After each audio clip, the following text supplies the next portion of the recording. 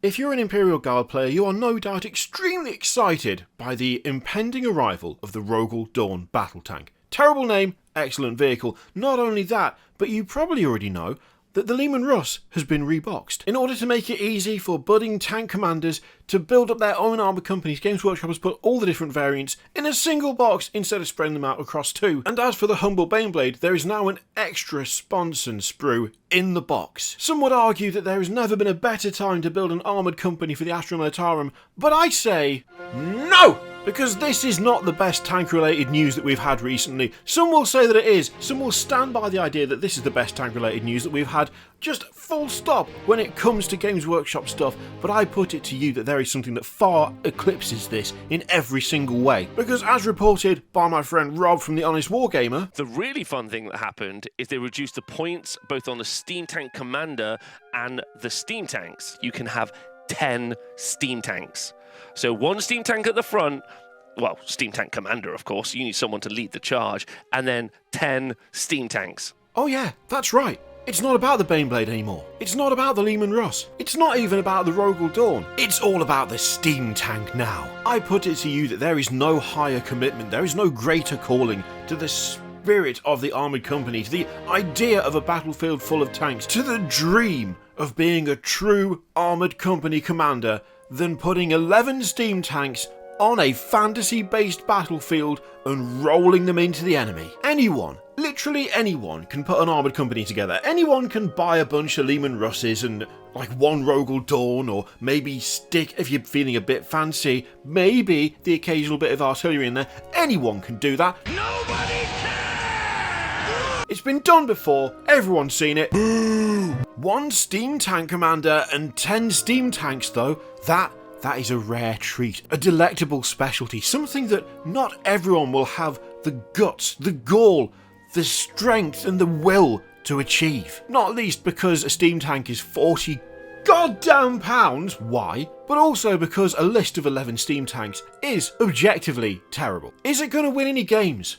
No. Probably not, unless it's facing another army of 11 steam tanks, and even then it's entirely possible that both armies will lose. Is it going to place well in tournaments? No, of course it isn't, because it's a terrible list. Is it an effective use of cash? Absolutely not. This kit is absolutely goddamn ancient. Is it, however, objectively better to field 11 steam tanks in Age of Sigmar than it is to field an armoured company in Warhammer 40k? Yes. Yes it is. I put it to you that to build an army consisting of that many steam tanks shows a resilience that few other people possess. You will be admired. You'll be looked upon with envy and jealousy. If you rock up to a tournament and unload 11 of these bad boys, your opponent is not going to know what to do. Partially because they'll be spoiled for choice, because almost anything they do will result in beating you, but also because they know that they'll be facing the type of player that you only stumble across once in a lifetime. Now, admittedly, there will be those of you who will sit there and say, but I can't justify buying 11 of these. That's a lot of money. That's literally £440. Oh dear God, it's actually £440 for an army that I'm never going to win a game with. And while I see where you're coming from, I can't emphasise enough that you disgust me. Sure, you don't want to buy 11 of these. Well, that's fine. Just buy a few of them. Buy some of these. The Grunstock Gun Hauler. Don't use the big floaty thing on the top. Instead, get a bit imaginative. Some cardboard tubes and plasticard, and this can be a literal rolling death machine with 2 guns on the front, which I think you'll find is exactly what the steam tank has got. Maybe you want a little bit more variety and you want something that looks a bit chunkier. Well, I put it to you that an Iron Blaster would be perfect for a steam tank conversion. You shove the big boar lad out the front, you don't stick the ogre on or the little goblin lad. Instead, you get a bit of machinery in there. You get some bits out your bits box, you stick some sort of motorised wheel in between the big horns, and you know what? You've got another steam tank. If you wanted to stick with a bit of a Dwarven theme, the Gyro Bomber is also an excellent place to go. You take the rotors off this lad, get some mechanical legs so it's crawling along on the floor like a little spider, and guess what? You've got another variety of steam tank. You don't have to stick with this one tank. The spirit of the steam tank list is not contained within the shell of a single model. It cannot be contained by that because it's too grand an idea. It's too much of an imaginative expanse to be condensed into one plastic kit. The 11 steam tank army is a movement. It's an ideal.